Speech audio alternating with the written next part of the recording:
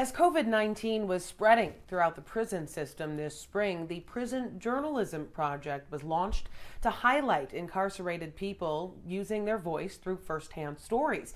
We now welcome in the founders of the Prison Journalism Project, Yukari, Iwatani, Kane, and Shaheen, Pasha. Thanks for joining us today. The publication started this April. Why do you think this was the right time to start releasing inmate stories in the middle of the pandemic? Well, we knew it was a big historical moment just generally, but we really felt like their voices needed to be part of the historical record, especially given that there was so little information coming out of the prisons, and what little we knew was showing that a lot of the prisons weren't handling the situation well. You know, there's a certain perspective a lot of people have on prisons and people in those prisons. Can you talk a little bit about why giving a firsthand perspective is so important? Yeah, I think it's one of those things that what you find is when people go behind bars, oftentimes all they're remembered for, all they're thought of is in the lens of their crime. And we forget that there's humanity there, there's people, there's families, there's a lot of stories that are happening behind bars. And what we wanted to do was to give life back and kind of show what this community is doing. Because once you go behind bars, your life isn't over. You just have different stories and different things that are happening. So what we felt is, especially right now where everyone is isolated, everyone kind of feels what it's like to be just not connected with other people, we wanted to make sure that the men and women behind bars were connected, that their stories were also being told. Now, many people that are incarcerated are people of color who are generally underrepresented in many newsrooms. So was that something that played into your plan here? Was that something you were even aware of going into this? Absolutely. The stories, there's so many stories that weren't being told. And right after the pandemic started, we also had George Floyd and the Black Lives Matter movement picking up again. And so we had writers really showing us as well that what they've been wanting to tell and haven't been able to tell. And so, absolutely, I think one of our principal goals is to achieve that equity and coverage in terms of incarcerated stories about the incarcerated. There are a lot of good stories that are being told by places like the Marshall Project, but the voices are largely, or the reporting is largely from the outside in.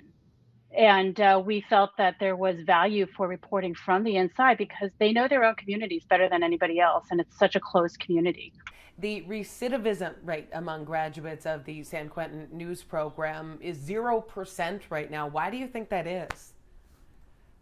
It just shows the power of programs and being able to stay connected, feeling like they're part of society. I mean, the men at San Quentin News are very much journalists. I mean, I think of them. We both think of them as our colleagues, and they're always observing, and the fact that they can write, and they're writing articles for the outside world, that they have contacts, makes a huge difference. And just to give some perspective, we are talking about a small number. The San Quentin News staff is about, I think, 20 editorial staff at the most full time, and then they have some part time contributors as well. But so when we talk about 0% recidivism, which is an amazing number, we're still talking about probably 12 to 15 guys outside. And how are people chosen for the program? So when I was at San Quentin News, I was teaching the Journalism Guild, which is an introductory journalism program for men who wanted to write for the paper. And so we created a formal curriculum that was about a semester long. And then that was really a talent spotting class. And of course, it's inside prison. So it's not just about the talent for writing and reporting, but teamwork becomes really, really important, and the ability to get along. All right, now San Quentin News right now is the only regularly published newspaper in the California prison system, and there's only 10 prison publications in the U.S. as a whole, down from 250 back in the 50s. So why is it an issue that these publications have been generally eliminated? Well, I think what you look at decades ago, there was this less of this punitive stance that we have right now when it comes to mass incarceration. It was about real rehabilitation. Then over the 70s, 80s, 90s, we started seeing a shift in the narrative. And when we talk about men and women that are behind bars, it became more about the super predator. It became about the 1994 crime bill, where it really did become about punishment. At the same time, we also had a few Supreme Court cases which showed that the men and women behind bars have a First Amendment right to express themselves. And that can be sometimes be scary as well when you're talking about Department of Corrections. And so you can't stop somebody from having a First Amendment right to express themselves, but you can take away a newspaper to give them that ability to do that. So what we saw was a lot of prisons just started taking away the newspapers, in part because they were nervous about this, what people would say. So I think that it was a double whammy. You had, yes, people inside have First Amendment rights; they can express themselves, and no, we want to be more punitive, so we need to make sure we restrict that, and then that's what you get now. So in the programs that are running, you're training a lot of these people in the journalistic principles that they need to share their experiences. So kind of starting from scratch for some of these people, have you been surprised at all by the quality of their work?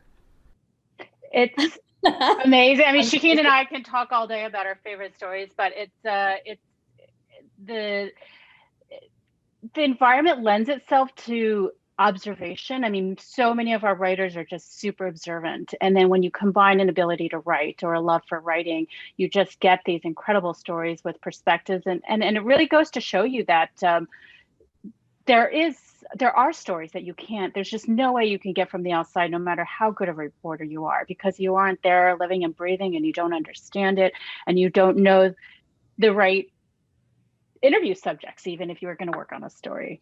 And so it's the talent is amazing. I mean, it's amazing. There are 2.3 million people who are incarcerated in the United States, and so there's got to be.